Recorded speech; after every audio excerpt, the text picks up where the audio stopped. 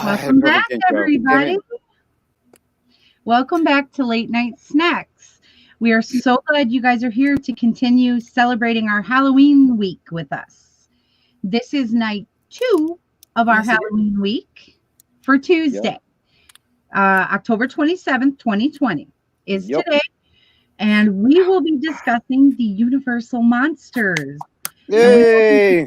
The history and the revival that Blumhouse is doing with the Universal Monsters. We hope. Yes, so far so good. One movie and we're good. I am going to be we'll talk about why this spectacular host, Irish Melly, along with the creepy, that guy. That's me. And the petrifying DeWanda. Petrifying. Hey guys, petrifying, huh? Those are spooky words, guys. Shut up. Now we're speaking my language. This show is my language. Yes, yes right. Indeed. Here we go. I have a huge. Hey, Dee, welcome. This one is all you. That's right. Let me tell you. So my love for these monsters, the classics, stems all the way back to a connection with my real mother. One of the last experiences that I had with our birth mother was, we talked about the Journey to Empire Strikes Back and stuff like that. It was that summer that I was up with her and we were in Anaheim and we got to go to Universal Studios. And I got to go to Universal Studios. They had at that time Universal really celebrated its monster franchise, and they even had attractions and people in costumes, and you see a bunch of old pictures of Universal Studios. You see the monsters all around, and so it was pretty fascinating to me. And so there's always been a fond place for them in my heart. I love Universal Studios too. It's not just Harry Potter; it's really about the monsters. And so when I finally got into the films themselves, and I realized that the Frankenstein series was the first ever soap opera, I was down. Oh man, if you don't know what Universal did with this series is it is a soap. It is exactly like all the old serial films. The whole Buck Rogers and Flash Gordon's and all that. You end at the death of the monster in a cliffhanger, and the next film starts right where he is dead and goes right into the next film. It is the first ever true serial multi-universe franchise. That shared universe. Yeah. It was the first film franchise that ever did a successful shared universe. And we're going to talk about how that all came to be. But it was a soap opera. You could get to know certain characters in the franchise and really follow them through other people's movies and all sorts of stuff. So it was, the Frankenstein series itself is the highlight of the Universal Monster series. But there was a lot of other ones too that they did. So I wrote dates down just so I remember. But Carl Laemmle is the person that everybody thinks of when he thinks of this. Carl Laemmle was the head of the studio Universal, and he was the one that brought horror and sci-fi into the Universal Pictures and made it as successful as he did. And how he made it successful was he did it through the selection of writers and directors that he chose. Carl Laemmle was really big on broadening, thinking outside the box and bringing in people that you'd never hear of to come in. Like the director of The Mummy was a cameraman. Yeah, that had done cameraman work like on Metropolitan and not Metropolitan. What's that movie called? Anyway, he did some camera work on some really avant-garde type pictures. Brought this man on to direct a major film for Universal. So that's how Carl Laemmle thought. Carl Laemmle also was a big person on. Back in those days, you had set stars in your arsenal. They were signed to a studio, and they did studio work only. And when Boris Karloff came around to the studio, Boris Karloff became Carl Laemmle's little gem. And he basically created movies and stuff around Boris Karloff to make sure that he had work and was the Universal little poster boy, and hence where the big Frankenstein franchise came in and continued on. But it started with Universal's first dab at it before Laemmle was the Silence. Had a couple really successful silent films, which was Hunchback of Notre Dame was the first one, and that was just basically that during the time of the Silence, you'll find a lot of historical and novel type stuff put to silence because everybody would be reading those novels of the day, and then you could put them to silent films and have a visualization to what you were reading. So Hunchback was done. Hunchback was done with starring Lon Chaney. And Lon Chaney, this is Lon Chaney Sr., this actor who's a big... Junior comes later. Yeah. he was a big character actor at the time, and he also was big into makeup and design. And the creature's mask that was created for the Hunchback was just a huge big leap ground for Universal. And that's really where they really got their kicks from the celebration from the industry about the special effects and the makeups and stuff that they did on Hunchback, and really pushed them forward to do stuff. They also did the Family Opera, the first Family Opera there, and that was also a big makeup thing in Lon Chaney. And that was where they had that really weird phantom look, kind of on the face, real subtle, but it was very strange, that the whole look to it. So they started out with creature effects, and then they just ran with it because that's where they knew they were good and knew they were celebrated. First film they did in the Universal Classic Monsters line was Dracula, 1931, and surprisingly, Dracula was a dud. It did not play well. It did not deliver what they wanted to deliver. And if you watch Dracula, you'll understand why. Dracula was a film that wanted to be a silent film, but had dialogue. There is no soundtrack to it. There is no sound whatsoever besides the crackling, and then when someone speaks. And when someone speaks. It was before any real sound, before they really figured out what sound meant to film. It was one of the first talkies, and it was like it plays really weird. It plays like almost like you're like kind of like listening, like waiting for something to happen, and it's real ghostly, real kind of just all the way through. It just gives you this really humming kind of feel. It's strange, but what they did do, which was successful for Dracula, and why anybody from the studio ever chose to do this would never happen today. This would never happen on any of the film. Dracula was the first and only film to completely, shot by shot, look by look, dialogue, completely shoot the entire film over again with an entire different cast in Spanish. Really? Every single moment. You can play this two films side by side, and they're identical, but they were shot with an entire different cast, shot completely together, and it's the same film. It's the exact same film, but instead of dubbing it, they use Spanish actors to do the film, and the painstaking process that must have took back then in 1931. I can't imagine. I absolutely can't imagine. On all of the home video releases of Dracula, you'll find that film, and you'll also find documentaries on it, on the makings of it. Is absolutely fascinating that they did that with Dracula. And also, the only other positive thing that really positive thing that Dracula did was that it launched Bela Lugosi. Bela Lugosi became another staple in Universal Films. He went on to do a lot of films with Boris Karloff. They were kind of like two peas in a pod. Right. And they of the time. Yeah, kind of. Yeah. Surprisingly, not surprisingly, but typical Hollywood. Bela had a lot of issues with stardom and with drinking and problems with studio heads, and so Bela, you kind of see throughout the franchise that he pops up here and there, and then he's absent for a while, and it's all actors kind of woes with him. But phenomenal actor. We'll discuss some of the roles that he's, other than the Dracula, that he's played.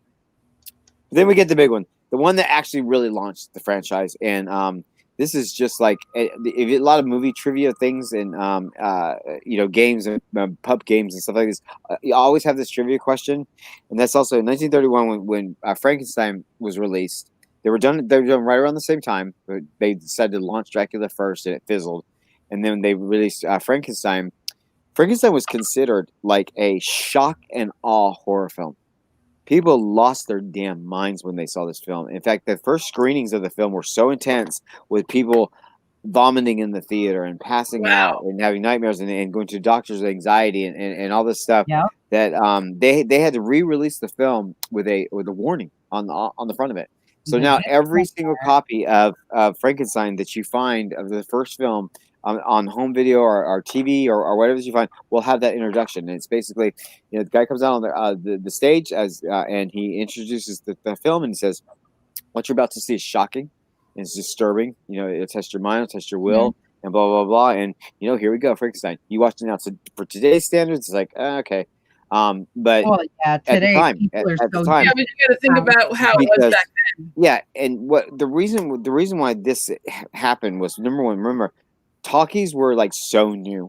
to Very. the theater. And so that kind of mixed with soundtrack and sound and feel and emotion and people talking were a realistic kind of front to them. And you also had the makeup effects, which on the monster for the time is classic. I mean, Amazing. you think of Frankenstein, you think of that mask. You That think of that makeup. You don't think of anything else. Still model Halloween masks after the Universal Monsters Yeah. Day. Oh yeah. And the Frankenstein is probably the most well known. It's like Yep. anybody sees a picture. I don't care if you're 5 years old or you're 100 years old. You see a picture of Boris Karloff in the Frankenstein house. You're like, that's Frankenstein. That's Frankenstein. Because that's what became so culturally popular as Frankenstein, and so that alone was a feat for Universal because nobody had seen that kind of realism in creature effects at the time on the big screen, much less the thing walking and talking and making the kind of noise that he did. And then you had the religious aspect of, to be fair, of Frankenstein, because just like in Mary Shelley's novel, which the two stories are astronomically different. Yeah. What we know as Frankenstein in the classic film has Mhm. nothing to do with Shelley's book at Right. all. I mean, really, Except if you for want to the know the story, That's about if it. you want Except to for know the the monster. story of Mary Shelley's novel and don't want to just sit down and read the novel, which in fact, bit of Michael trivia here. It's the only book I've ever owned in my life where I've always owned a copy. There has always been a It's a copy of great Frankenstein in book. my home. It's a Always. Great book. And I read it every year or so, every couple of years. And you always get something new in it from it because it's a very spiritual book. It's a book about man and about life and about the challenges of The orderly struggle thought. of that and within. Yeah, it's really neat, but it tests God, is what the book does. And for the time, even when it was written and when this film came out in 1931, the thought of testing God and testing the right of God was unheard of. And so when people saw on the big screen that here's this monster who'd been created by man and so lifelike and so alive, the horror of that, knowing that God would not allow such atrocities, and abomination. it really shook people up. It incredibly shook people up. Now we're so desensitized to stuff like that, but at the time it was like you can see why it required this introduction. So that was the kickoff. So we have Frankenstein. It was just this. And if you view Frankenstein, what's up? When you view, he's moving too, Michael. Oh, he's moving too. He's moving tomorrow. Oh God, help us! I feel you, Lord. Lord, no. Make sure you're here Saturday. Where's your costume? We want to see it. So with that Frankenstein, if you watch the movie Frankenstein versus the entire rest of the franchise, every single other film in the franchise, its tone and its look and its feel and emotion is completely different. James Wells shot this as meant to be a shock horror film, and that's exactly how it plays. There's really no humor to it. There's really no tongue-in-cheek to it. There's really no classic Universal monsters feel to it. It's the horror film. It's the genre horror film. So you had that one. Then you go into so for the rest of the 30s, after Frankenstein kicked off, was you had many of the start of the launch of some of the other films that they threw in there. You had The Mummy. The Mummy was done because Laemmle wanted Boris Karloff to have more work, so he started creating all these roles for Karloff. You had the Black Cat and the Raven, and then The Mummy comes around, and you can find collections of Boris Karloff collections, and all of them are like these famous 1930s Universal films, and all these different creatures that they created for Karloff. Right. And then The Mummy came around, and The Mummy, like I said before in the very beginning, The Mummy was so very unique because it used this director who was nothing but a cameraman, and this is where Laemmle's thinking outside the box and hiring people. And The Mummy's another film that has a very different tone to it, very different feel. They tried to go very avant-garde kind of with it. It was neat. So that was Karloff and The Mummy, which is one of my least favorites. But when you watch it, you're kind of mesmerized by it. But it is what it is. Yeah, no, I feel you because it doesn't. It's still a great movie. It just doesn't grab you the way some of the others do. Yep. And then we get the introduction of possibly, to me, the most disturbing of all of them, and that is The Invisible Man. And when The Invisible Man came out, my God, there is this with what's this with Claude Rains. Claude Rains' Invisible Man.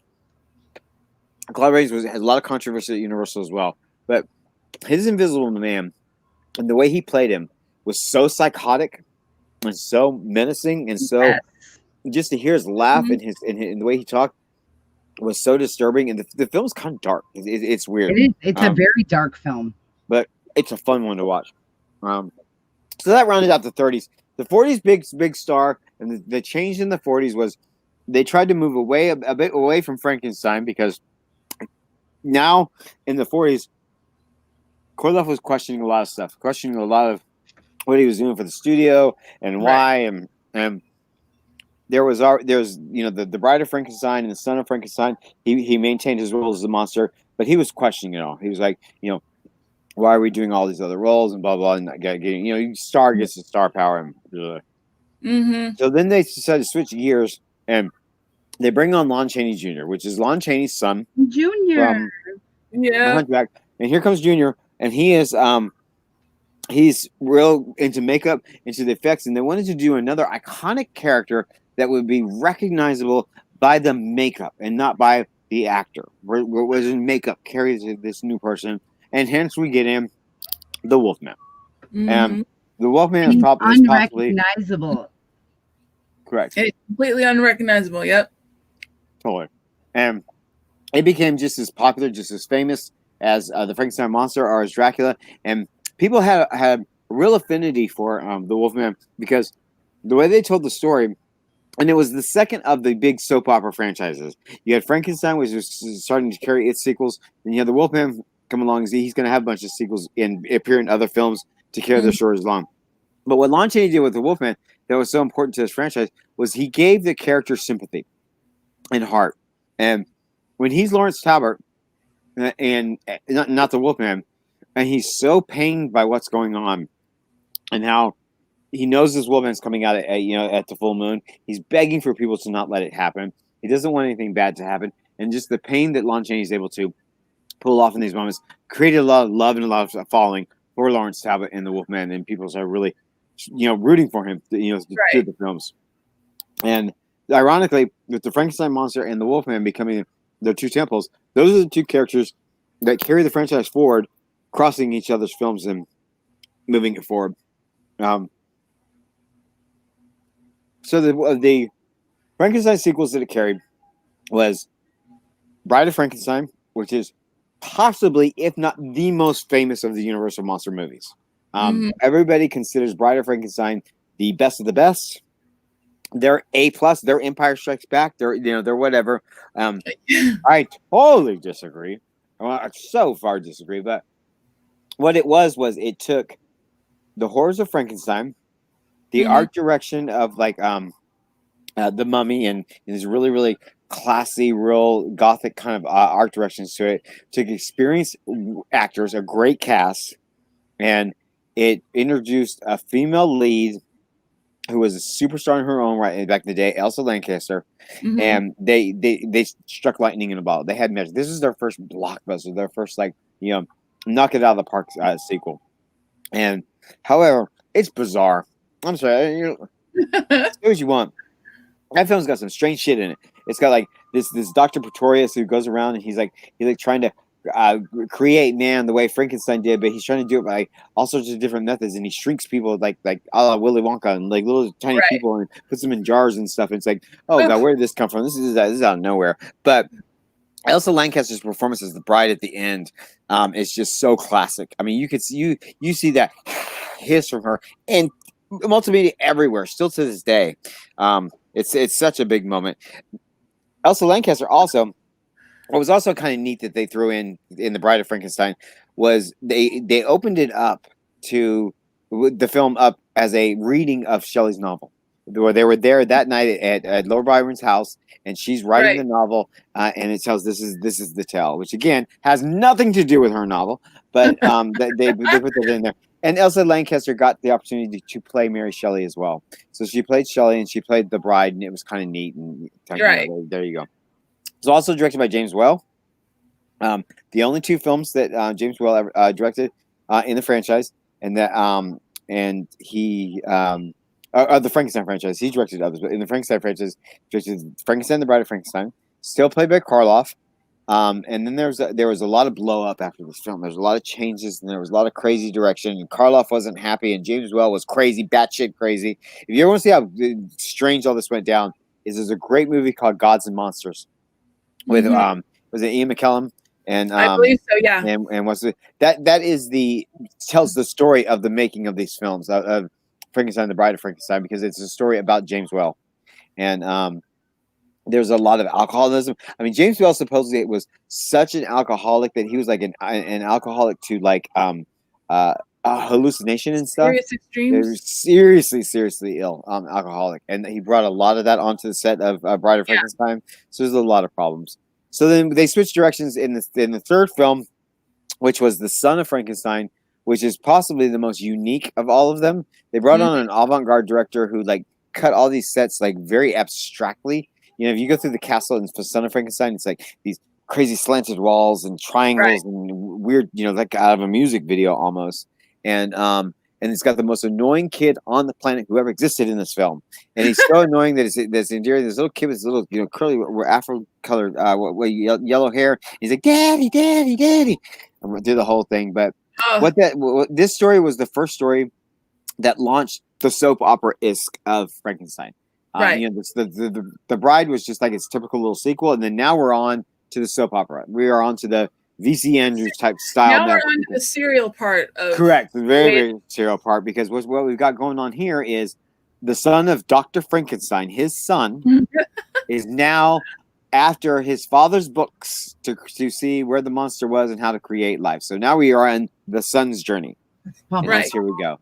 And so that and then you go into the fourth film, which is the first film not played by Boris Karloff. Boris Karloff had enough after Son of Frankenstein. He's like, I cannot do this role anymore. You've made some ridiculous choices with it. I mean, Karloff was absolutely adamant against the creature speaking in the Bride of Frankenstein. So bad that he almost quit then, even though the fucking monster spoke in the book. You know, it's like, come on. But he's threw a fit. He was actually intellectual in the book, the monster. Very, very much so intellectual.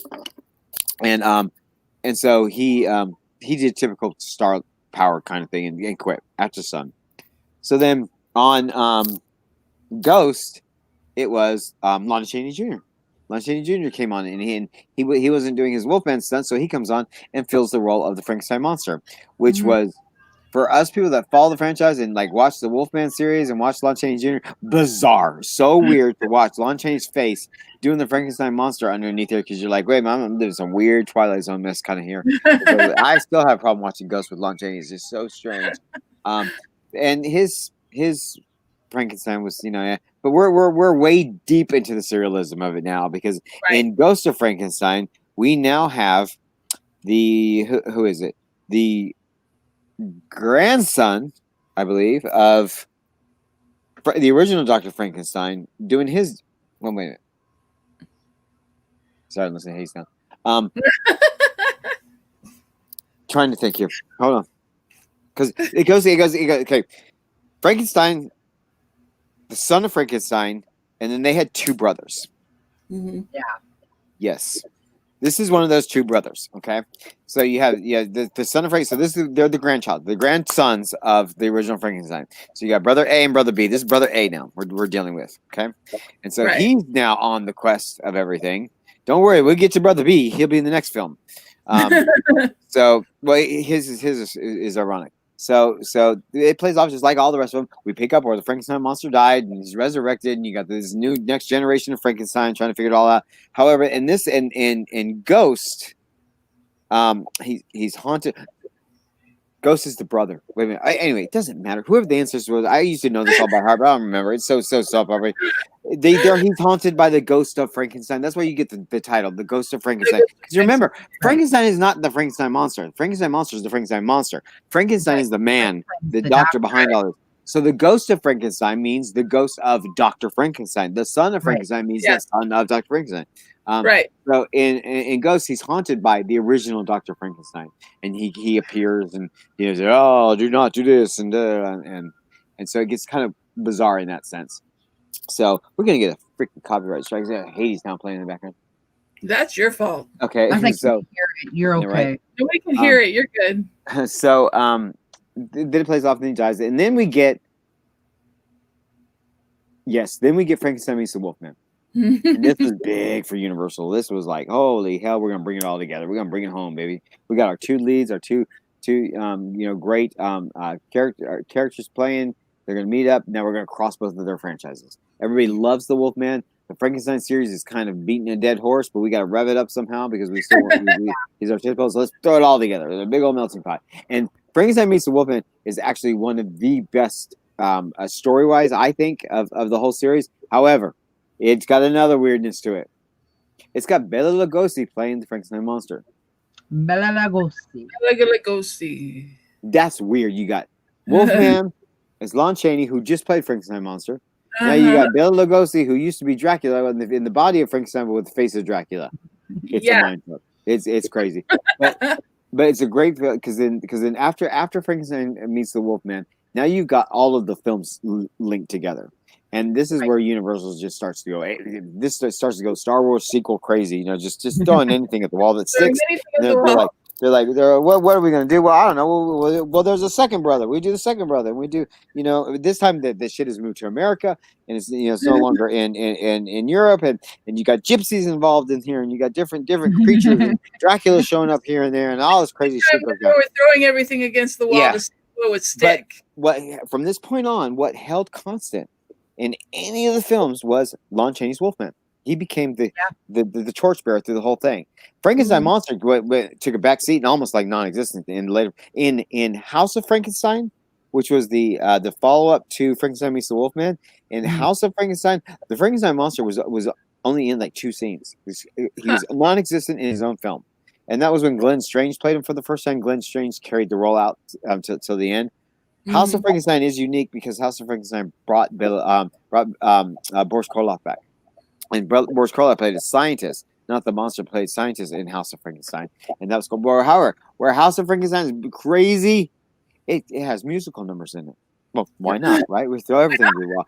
And it's nuts. It's crazy. You have Igors and stuff. And anyway, it eventually burned itself out with House of Frankenstein and House of Dracula. Those were like the 2 Avengers films of the monsters. The house is burned down. Everybody in there.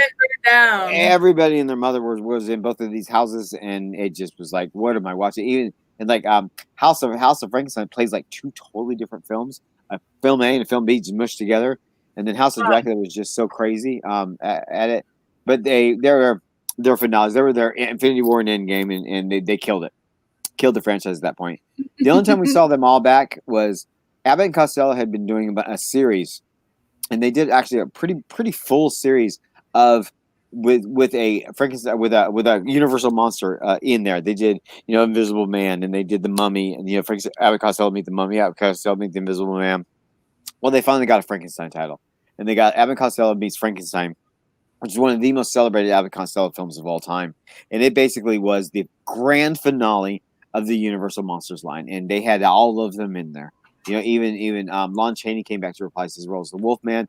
Bela Lugosi came back to reprise his role as Dracula. The only person that didn't come back was Boris Karloff at the time, and Glenn Strange came back to play the monster. And it was is absolutely one of my favorite movies today. That I'm going to watch that tonight. If you've not seen it, do yourself a justice because Costello in that film is so freaking hilarious because he does his little, this little fat like a million times in that film. Because every time he sees, because it plays, they're like getting shipped like old like wax museum stuff and artifacts, and they think there's all this stuff is fake, and then they move on him and they freak out. It's hilarious. It's a really good film. And they want to switch their brains with Frankenstein and all that stuff. But it was such such an ironic thing for this franchise to go out on this type of slapstick comedy when it started with the likes of the Frankenstein movie, which was considered one of the most shocking, mortifying horror film of all time, that ends up with an Abbott Costello film. So it just speaks volumes to the franchise. What it was. Other notable films, monsters that are classic in the Universal that you always see. The big one would be in the 1950s. We got Creature from the Black Lagoon, and Creature from the Black Lagoon was the first classic Universal monster that we got in color. It was also in 3D when it was first released. So 1950s was big on 3D. And they released that in 3D. It's just as classic as the rest of them. But in the 1950s, the Universal started to do a switch to more sci-fi, kind of a UFO alien type of kind of stuff, and steering away from the old Transylvania type, monsters. I didn't see what he said. What's that? What you say? He says he loves Mel's background and Abbott and Costello Rock. Yeah, they do. They're great. Abbott and Costello and such a cool crossover. Hilarious. Yeah. So, Creature from the Black Lagoon is neat, for what it is. It had several. They tried to do another kind of little mini franchise with it, and it had several sequels as well. But really, by the time the 1960s rolled around, and you started getting some real major filmmaking going on from other studios, the campiness and the fun of the kind of the Universal classic monsters just kind of burned themselves out. Yeah. And it wasn't until 99 was when we got our first crack at a revival. And for some reason, the studio keeps picking The Mummy for Why? revival. And it's like, Why? And if you're going to pick The Mummy and you're going to try and revamp this, you see how many times it's failed. Even the original wasn't that great. It's like, the original didn't do shit for the studio. It's like, I don't know. But let's first mention that Blumhouse took over. Some people say Blumhouse, but it's Blumhouse. But they take over much later. They eventually took over the rights to Universal Monsters, and so they're kind of trying to revive them and redo them. They seem to be taking their time with it, which is important, because I think if they tried to pump these out way too fast, they would all be shit. Yeah. Well, we got the Mummy series. It was the trilogy, and again, they wholly revamped the Mummy. They made it into that Indiana Jones-esque kind of thing. You had Brandon, what's his face? Brendan Fraser, first playing the lead. 3 of them. Yeah, he was basically the Indiana Jones of the Mummy. But that was different. That wasn't Universal Monsters Mummy. Yeah, no, it wasn't. It was they took it in a whole different direction. Mummy movie. That was just a Mummy movie. Now Tom Cruise's Mummy movie later was the one they tried to revamp it. No, they consider Brandon's a revamp too. The first time they ever tried to revamp it. That's the direction they were going. Absolutely. I don't consider it a revamp. I mean, it was studio very much. I liked the one with Brendan Fraser, but not in comparison to The Mummy. Yeah, you know what I mean? No, that film was definitely a sort of a relaunch for them. And why can't they pick another? Why can't they pick another character? Why does it always have to be the Mummy? I know. Well, it's like, hey, let's see if this goes well. If not, maybe we'll just stop. Right. But why start with the worst one? So then we got the Wolfman with Anthony Hopkins, which is it's good. It's kind of flat though. But what we got before that was a lot of fun that they tried to. People hate this movie. This is like an all-time B-list F movie of all time. I love it. It's a cult favorite. It's Van Helsing. Van Helsing was supposed to be the big relaunch, based off of the end of the Mummy films. And wow, my God, so much fun! Oh God, they got everything wrong and everything right. 2, didn't it? Huh? Didn't Van Helsing have a sequel or 2? No. Why not? Oh, it failed. I swear I thought there was a sequel to Van Helsing later that had to do with a female rather than the male. No, it was a one-off. They didn't do anything else. They don't even speak of it like it exists. I love that film. And then you got The Wolfman with Anthony Hopkins, which was very dry. It was like, it was very definitely different direction. It's hard to watch because it's really slow. And then you got The Mummy with fucking Tom Cruise, which was horrible. It was horrible. It was they gave Tom Cruise a Mission Impossible movie and called it The Mummy. Pretty much. What are we doing with this? And then they had this whole big franchise mapped out, and all these directors picked for all these other films, and they were going to cross over. They wanted Avengers money before they had Avengers money. They just wanted it instantly. So you guys who are the creators of this big shared franchise thing are now blowing this so bad. And that's what they did. They blew it with The Mummy. Well, they actually had a Dracula film first. Okay. What was that Dracula film with Cult of Dracula, something. What the fuck is it called? I don't know. Look it up. Universal's the Cult of Dracula or something like that. Something like that, and it was supposed to be the first film in that Tom Cruise Mummy series, and it flopped so bad. It flopped so terribly that they ignored it, and they were like, "Oh no, did we say that was going to be the relaunch with the Tom Cruise series? No, we didn't say that." And they so they backpedaled. They backpedaled hard on that film. then Tom Cruise came out. And they said our brand new Dark Universe series. They're like, what about that Dracula film? What Dracula film? Tom Cruise. And then it flopped badly, and they're like, we quit. Blumhouse, you guys want to take a crack at this because we need our monsters there. Because I think what Blumhouse did is they got the rights to do the films, but Universal still owns the characters, and so Universal still got a major say in this, or major financial stake in this. But Blumhouse is the one doing the work. And finally, somebody got it right because that Invisible Man film that came out this last year, that Blumhouse did was absolutely phenomenal. If you've not seen that and you want a good horror film for the night and you want a good Universal Monsters film, do the Invisible Man. It is absolutely that one came out last year. It came out last year. Was it last year? Remember, right at the start of COVID, they put it on streaming because it just been it was March, so it came out in March because it came out like the same week as Onward. It was one of those films that was like the same week. I remember. Happened. It's good. It is good. I mean, the end gets kind of crazy a little bit, just like all horror films do at the end. But okay, so there was a Van Helsing too. Was there? I think it was straight to DVD, is what it was, because it had what's her name in it, the one from Underworld. I don't count. I still don't count it. I still think of Van Helsing as a one-off. Yeah, I didn't know about it. But they did confirm that it was also part of the shared universe. So. Oh God! Part of the shared universe. Lord, they wanted it so bad. They tried. So Universal was certain it was sitting on top. You're cutting half your face off, by the way. What? Oh, sorry. I'm looking at that other Dracula film. Dracula Spanish, Dracula Dwight Fry. No. Yeah, the screenwriter confirms it'll be part of a Universal's shared monster universe. And that was 2017. So wait, new Dracula. Hold on, there's a new report. This just came out. New Dracula movie in the works as Universal remakes MonsterVerse exclusive. Karen Kusama will tackle the story of the charismatic Count, with Blumhouse producing, a Matt Manfred and Phil Hay writing the script. So Blumhouse is doing Dracula next. Oh. Yeah, and I also heard that there's rumors that when they get to the Bride of Frankenstein, that I guess Angelina Jolie is who they're looking at. That was the original person that was cast in the Universal shared franchise. She was cast in that role then. Salma Hayek was cast at some point for some role, and you had what's his face? Billy Me, the guy that played in Last Jedi as DJ. Benicio. Was it Benicio del Toro? Benicio del Toro. Yeah. Yeah, he was cast in all. He was cast as Jekyll and Hyde, I believe, and all this. Even though Jekyll and Hyde got Universal, I saw that for him for Jekyll and Hyde. Yeah.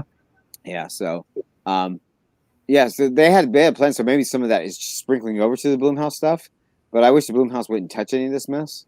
Let that die over at Universal. Dracula Untold. Luke Evans' Dracula Untold was the first in the new shared franchise, and it was such a disaster. They're like, no, Dracula told us nothing. I've not even seen it. I've heard so bad. I've not even watched it. So I'll have to watch it one of these days. I barely got through The Mummy. Are you kidding me? I was all excited. Because I didn't see it in the theater. I was all excited about the shared franchise, and we're getting back, and it's going to be the Avengers, but with my classic monsters. I was like, "Ooh, go!" Bought a deluxe copy of the Mummy on Blu-ray, and I was like, "What am I watching?"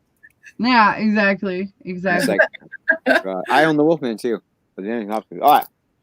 So these are fun. 39. So we need to start wrapping up. These are fun. So the best was.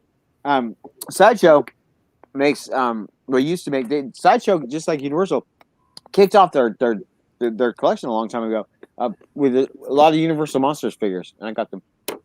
Like these are great. They're like Bela Lugosi as Dracula. There you go. What I like about these is the covers of them are always the movie poster. The movie posters, yeah. Neat. And then I got all the entire Frankenstein film, all 8 films from Frankenstein. Oh no, 7 films from Frankenstein. But like, here's a classic Frankenstein, Boris Karloff. This movie poster. Hey, Boris Karloff. Everybody knows that poster. So classic. There's that one. got the bride, and then you got all the different actors that played him over the years, which was cool because if you ever want to play trivia night or something, you don't know the actors. I'll see the bride. Everybody knows that poster too. Yep. With Karloff. And they're just so beautiful. I was neat that Sideshow stuck with their guns and they went through and they did the whole series. Like was this Son of Frankenstein? That's still bars. But Daddy, here is Ghost of Frankenstein. So this is, and you can see on the. Well, I don't know if you guys to see here, but this is with this monster right here. This is Lon Chaney Jr. You can't really see the figure, Oh, but yeah, it's dark. sculpture, but there he is, Lon Chaney Jr. So there's the face of the Wolfman under the cowl of Frankenstein. Yeah. Crazy. And then we got Wolfman here, which is what is that? Bela Lugosi. The senior. No, his house is going to change. No, that's Junior. Wolfman. Wolfman. There's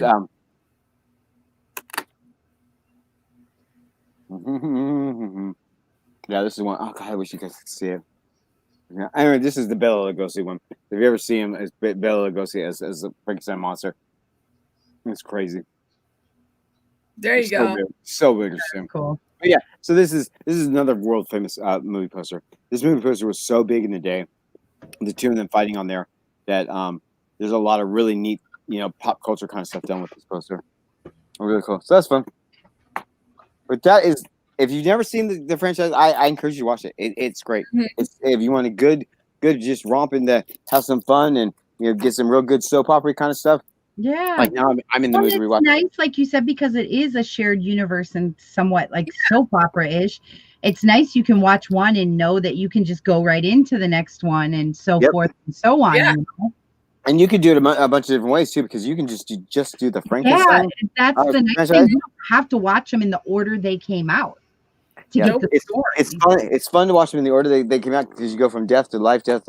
But it's also, you can do it with just the Frankenstein ones, or you can do it with all of them, and you can put in the Wolfman sequels and the Dracula sequels, and all of this stuff in there. Just do the whole universe classic, and you just get this mess of just serialized shared universe kind of stuff. It's always so. Yeah, and they're short. It's a nice thing about old classic. 30 40 films. They're short. They're about an hour long. So. But if you've never seen any of them and they're listening to this for whatever, and you're encouraged, historically, I would watch Dracula, Frankenstein, The Bride of Frankenstein, and The Wolfman. Because those are the ones that changed some history. Those are, especially Frankenstein and Dracula. Well, the creature too, because like you said, there was so many new effects and color that was used with creature that had. If you basically mostly with water and things. Universal always does a series, and they keep revamping them, and they keep putting them in different packages. But they do a series of what they consider their 6 staple characters. And if you watch the first films from the 6 staple characters, you will watch movie history. And that, and that's you got Frankenstein, Dracula, and the Mummy, and then you've got Wolfman, Invisible Man, and the Creature. Those are their staples. And every Halloween or every year or so, there's a new collection that's out there that focuses on the 6. Sometimes you get the entire series all on the disc. Like you can get a Frankenstein disc that has all the Frankenstein sequels on it. It's all on one disc at a low price. So you get them all compacted in one of these. But if you watch just the first films from each and The Bride of Frankenstein, you'll get a good history lesson. It's a lot of fun. It's Halloween time. I encourage you. I'll be watching because I want to do it every year. This is Halloween. This is Halloween. Halloween. Ha, ha, ha, ha, ha. And if you want Star Wars style figures, they got these too. Frankenstein. Even like Star Wars, like Darth Vader here. Dracula. Well, Frankenstein meets the Wolfman. Maybe we do the movie poster. Star Wars action figure style. Here we go. I was waiting for him to pull out like a Death Star or something and have him fight with it, Yep. These would go for my Blu-ray display. I own multiple copies of these damn things. I don't know why. Because I like the cover so much. So the Afro says it all. Such a good show, peeps. It is. So that about wraps up our coverage about the history and the revival of the Universal Monsters. Yep. We hope you guys have learned something. We hope you guys enjoyed the show. If you guys liked it, please give this stream a big thumbs up. We would greatly appreciate it. Go ahead, like, comment, subscribe, and hit the little bell so that you're notified every single time that we upload.